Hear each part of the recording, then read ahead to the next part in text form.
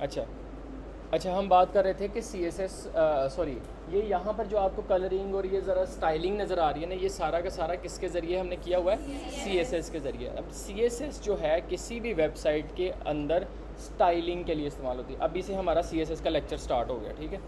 C S S की sorry, जो C S S है किसी भी वेबसाइट के अंदर किस लिए इस्तेमाल करते हैं हम? स्टाइलिंग के लिए। अच्छा, आप लोगों को एच टी एम एल का मतलब बताया था मैंने? क्या मतलब होता है? एंड अगर मैं पूछूं what is H T M L, फिर क्या बोलोगे?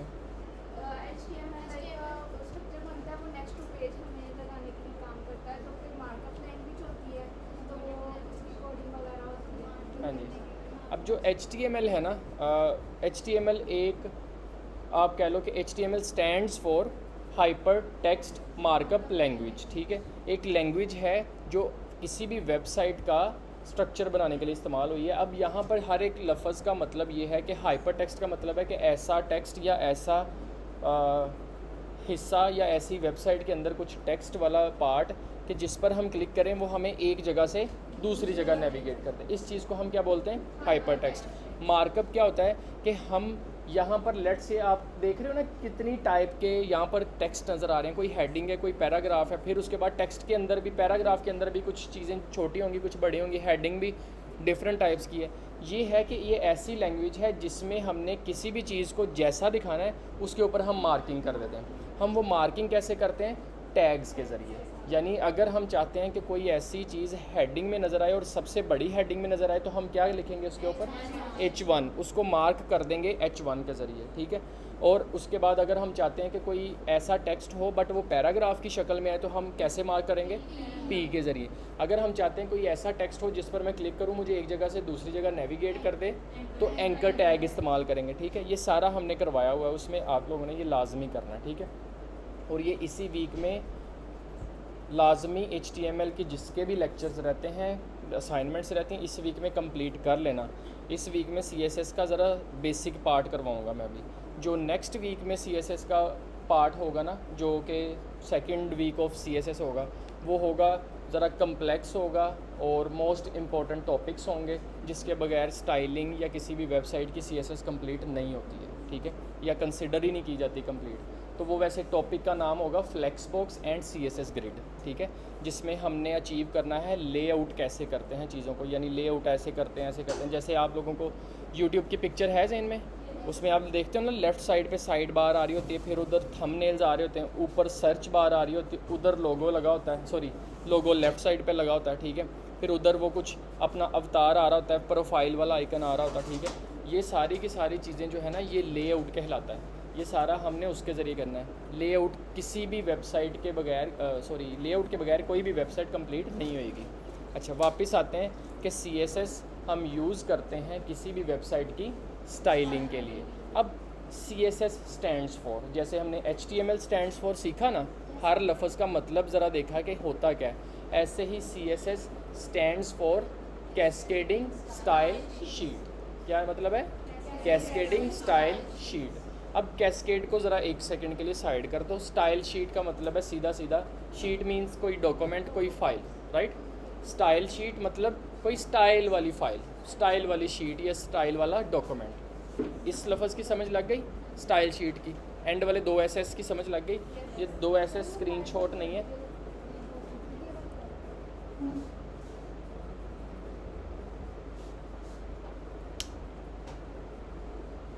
इसका बटन देख लो, उधर तो नहीं पीछे, देखिएगा।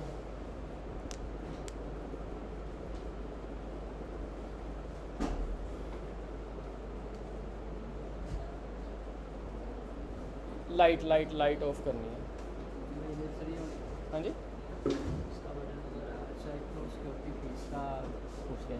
जिसने नहीं करवाई हाँ जी, कल तक करवा दें।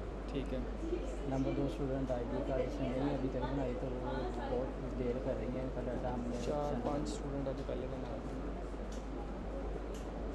चलो मैंने निकाल लूँगा। बस भैया लाइट ऑफ कर देना, ये उधर से होगी। अच्छा, ये बात सुन ले ज़रा इम्पोर्टेंट कि आप लोगों ने ना सिक्योरिटी फ़ीस जिन्होंने सबमिट नहीं करवाई हुई ना, वो सिक्योरिटी फ़ीस सबमिट करवा दें, अदरवाइज़ वो फिर कोई आपकी इशू हो सकते हैं, ठीक है, वो ज़रा लाजमी सिक्योरिटी फ़ीस सबमिट करवा दें। और दूसरी चीज़ ये कि जिनकी आईडी नहीं बनी हुई, स्टूडेंट आईडी, ठीक है, अभी ठीक है, जिनकी स्टूडेंट आईडी नहीं बनी हुई वो अपनी स्टूडेंट आईडीज़ बना के वो लाजमी डेटा सबमिट करें, ठीक है। ये कैसे होगा ये सारा आप लोग एंड पर पूछ सकते हैं अगर किसी को इसके बारे में नहीं मालूम, ठीक है। अच्छा, अभी वापस आते हैं, चलें। CSS stands for cascading style sheet, style sheet, ठीक है, स्टाइल शीट। अच्छा, स्टाइल शीट का लफ्ज़ हमने डिस्कस कर लिया था। कैस्केड का मतलब पता है किसी को? वाटरफॉल की तरह, वेरी गुड, यानी वाह इंटरनेट नहीं चल रहा।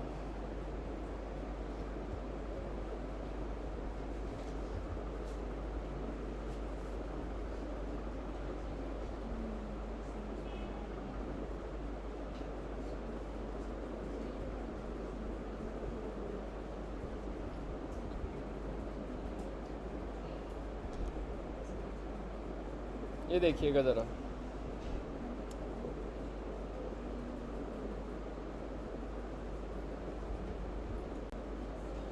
ये देखिएगा ज़रा, ये कैस्केड की एक रियल लाइफ में एग्ज़ाम्पल है।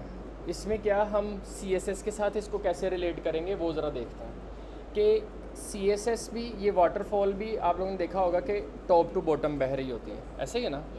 एक तो टॉप टू बॉटम बह रही होती है और इसमें देखना ये ब्लॉक्स बने हुए हैं, है ना, ब्लॉक्स बने हुए हैं ना, कुछ वो स्टेप्स बने होते हैं वो इस तरीके। वैसे रियल लाइफ में ये एंजॉय किया कभी ये वाला माहौल? बहुत मज़े का होता है। अच्छा, हम बात कर रहे थे कि ये ना इसमें टॉप टू बॉटम वो फ्लो कर रही होती है और उसके बाद दूसरा ये होता है कि इसमें ब्लॉक्स बने होते हैं। यानी ऐसे ही CSS में भी होता है कि हम CSS जब लिखते हैं ये टॉप टू बॉटम रीड होती है, टॉप टू बॉटम वर्क करती है, ठीक है। इसका मैं मतलब बताऊंगा कि ये टॉप टू बॉटम वर्क करती से क्या मुराद है। ये सारा अभी हम एक प्रैक्टिकल करेंगे, अभी सिर्फ हम समझ रहे हैं, ठीक है। अच्छा, एक तो मैंने चीज़ बताई कि ये टॉप टू बॉटम फ्लो करती है, CSS भी टॉप टू बॉटम रीड होती है, ऐसे ही वर्क करती है। और दूसरी चीज़ ये होती है कि मैंने यहाँ पर बताया ना ब्लॉक, ठीक है, मुझे बातों की आवाज़ आ रही है, पता नहीं कौन बातें करी जा, ठीक है। ये ब्लॉक्स बने होते हैं, ऐसे ही CSS भी ब्लॉक वाइज चल रही होती है, ठीक है। यानी फॉर एग्ज़ाम्पल ऐसे है कि जब मैंने यहाँ पर अपनी किसी वेबसाइट को स्टाइल करना है ना, अगर मैं पहले हेडर को स्टाइल कर रहा हूँ, ठीक है, मैंने इसका स्टाइल इसके ब्लॉक में रखना। जब मैं किसी दूसरे सेक्शन का स्टाइल लिख रहा हूँ तो दूसरे सेक्शन का ब्लॉक अलग CSS होगा, ठीक है। ऐसे एक ब्लॉक, दूसरा, तीसरा, चौथा, पांचवा, जो जिस चीज़ का स्टाइल होगा मैं ऐसे ब्लॉक्स में रखता जाऊँगा, ठीक है। ये कुछ इस तरह की एक बेसिक सी CSS की एक कह लो कि अंडरस्टैंडिंग है जो अपने अल्फाज में मैंने आपको एक्सप्लेन किया, ठीक है। ऐसे ही आप लोगों ने अपनी अंडरस्टैंडिंग करके कॉन्सेप्ट अपना बना के उसकी अपनी बेसिक अंडरस्टैंडिंग लेनी है, ठीक है। एडवांस आप लोग टाइम के साथ होते हो, ये कभी भी नहीं हो सकता, या कोडिंग या कोई भी ये प्रोग्रामिंग वगैरह है ना, ये वेब, ये नहीं समझना आप लोगों ने कि पहली बार में मुझे आ जाएगा, ठीक है। बट ऐसे भी नहीं है कि आप कहो कि मैं 10 बार किया मुझे नहीं आया, ये भी ज़रा रॉन्ग होगा कि आप कुछ ना कुछ तो हम गलत कर रहे होंगे, ठीक है। तो बस ये है कि आप ज़रा बार बार कोशिश करते रहा करो, ये एक टाइम पर जाके और अच्छी अंडरस्टैंडिंग होती रहती है, ठीक है। और मैंने आप लोगों को जैसे बताया, मुझे 6-7 साल हो गए हैं काम करते हुए, तो कभी कभार ऐसी होती है चीज़ कि एक टाइम पर जाके उसकी 2 साल पहले कोई और अंडरस्टैंडिंग थी, अब जाके अगर मैं कभी कभार आप लोगों को पढ़ा रहा होता हूँ या कुछ और सेंस से या कुछ किसी और एंगल से सोचता हूँ ना, तो उसकी थोड़ी और अंडरस्टैंडिंग हो जाती है, ठीक है। ये आहिस्ता आहिस्ता टाइम के साथ चीज़ें और आपकी अच्छी और पक्की और एडवांस होती जाएंगी, ठीक है। बट अभी बस ये है कि कोशिश नहीं छोड़नी अभी करते हुए, ठीक है। अभी करते हुए साइलेंट कर लो। अच्छा, अभी CSS की बेसिक अल्फाज की समझ लग गई, ठीक है। अब हम थोड़ा सा ये देखें कि हम CSS कितने तरीक़ों से लगा सकते हैं, कितने तरीक़ों से लिख सकते हैं, ठीक है। और CSS को लिखने का तरीका क्या है, अब इसकी तरफ चलते हैं, अब थोड़ा सा प्रैक्टिकल करते हैं, ठीक है। अच्छा, अब देखिएगा कि CSS जो है ना, हम 3 तरीक़ों से, अच्छा CSS अप्लाई किस पर करते हैं हम? HTML पर, ठीक है। सबसे पहले हमने HTML लिखी, उसके बाद CSS HTML पर लगती है, ठीक है। उसके बाद हम जावास्क्रिप्ट सीखेंगे, जावास्क्रिप्ट दोनों के साथ अटैच होगी। फिर उसके बाद हम React.js सीखेंगे, वो तीनों को अपने अंदर लेके आएगी, ठीक है। इस तरीके से ये सारी चीज़ें इंटरलिंक्ड हैं। अच्छा, अब हम CSS कर रहे हैं, CSS लगाने के लिए हमारे पास HTML पहले होनी चाहिए, ठीक है। अब HTML है तो लेट्स से CSS को हम 3 तरीक़ों के साथ HTML की फ़ाइल के साथ लिंक कर सकते हैं। कितने? 3 तरीक़ों के साथ HTML की फ़ाइल के ऊपर अप्लाई कर सकते हैं या लिंक कर सकते हैं, जो भी आप समझना चाहो। एक तरीका होता है या एक तरीके का नाम है इंटरनल स्टाइल शीट, सॉरी पहले आते हैं इनलाइन स्टाइल शीट।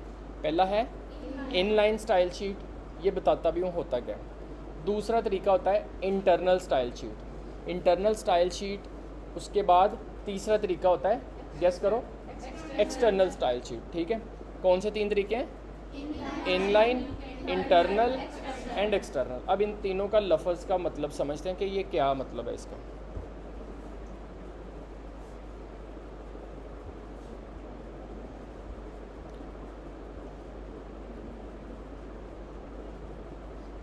ये देखिएगा, ये आप लोगों की क्लास का वो HTML है, ठीक है। इसको मैं ओपन करता हूँ। ये हमने लास्ट टाइम किया था ना, ये सिर्फ एक स्ट्रक्चर है, ठीक है। वो हमने एक फॉर्म भी बनाया था ना, लॉगिन फॉर्म भी बनाया था, वो आई थिंक दूसरी कोई और क्लास है, उसी को बल्कि ओपन कर लेते हैं।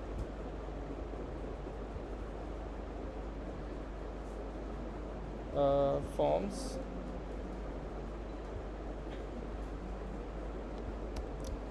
हाँ जी, ये इस तरह का हमने एक फॉर्म सा बनाया था, राइट, लास्ट क्लास में। अच्छा, अब ये देखिएगा कि इंटरनल इनलाइन स्टाइल शीट क्या होता है, इंटरनल क्या होता है और एक्सटर्नल क्या होता है। अब ये मैं CSS 3 तरीक़ों से आपको अप्लाई करके दिखाने लगा हूँ। उसके बाद फिर हमने जो तीनों में से एक इस तरीका इस्तेमाल करना होगा, ठीक है, वो मैं आपको बताऊँगा भी कि आप लोगों ने कौन सा तरीका इस्तेमाल करना, ठीक है। उसको हम पकड़ के फिर अपना CSS की काम को शुरू कर देंगे। अच्छा, अब देखिएगा, जो इनलाइन स्टाइल शीट होती है ना, इसका मतलब होता है इनलाइन, ज़रा ज़हन में रखना कि हर एक HTML की एलिमेंट की लाइन के अंदर ही CSS लिखते जाओ, ठीक है। फॉर एग्ज़ाम्पल, यहाँ पर एक लेबल आ रहा है ना, यहाँ पर एक H1 आ रहा है, नज़र आ रहा है सबको, ये H1 आ रहा है। H1 की जो CSS होगी मैं इसी की लाइन में ही लिखूँगा। इस चीज़ को हम बोल देंगे इनलाइन स्टाइल शीट। साथ साथ करके ट्राई करते जाएँ। अब ये देखो, इनलाइन स्टाइल शीट हम लगाते कहाँ पे हैं या इनलाइन स्टाइल लगाते कहाँ पे? आप लोग आते हो यहाँ पर H1 के ओपनिंग टैग में। लाजमी नहीं H1 का ओपनिंग टैग, कोई भी अगर आपने इनलाइन स्टाइल लगाना है किसी भी एलिमेंट को, आप उसके ओपनिंग टैग में आते हो। ओपनिंग टैग में आते हो, यहाँ पर आके आप लिखते हो स्टाइल। क्या लिखते हो? Style is equal to double quotation, ठीक है, या कोटेशन मार्क, या जो भी आपने बोलना है, ठीक है।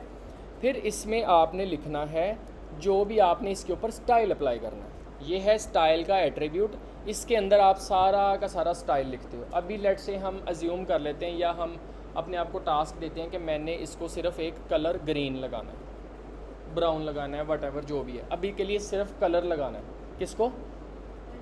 H1 को। अब वो किस तरीके से लगाना है? Inline style sheet. अभी हम एग्जांपल सीख रहे हैं CSS लगाने की, बट इनलाइन स्टाइल शीट के ज़रिए। इसको मैं करूँगा कलर, ठीक है, कलर लगा रहे हैं तो आपने लिखा कलर की प्रॉपर्टी, और उस कलर को फिर वैल्यू कौन सी दें?